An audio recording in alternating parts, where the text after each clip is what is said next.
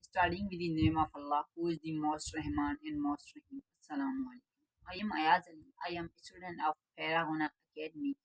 Well, my presentation topic is children protesting against excessive use of cell phone by their parents. In this clip, we see a small children are protesting and launching by their parents against excessive use of cell phone. They are holding a placard which reads, "Look at us, not smartphone.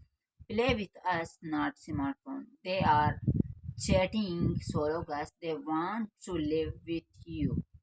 So the accept hope against after this demonstration that parents avoid the cell phone and give attention to your children.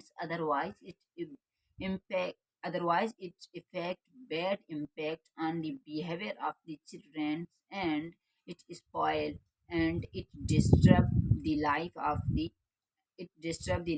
your children. And give attention to your children and avoid the cell phone. That's it.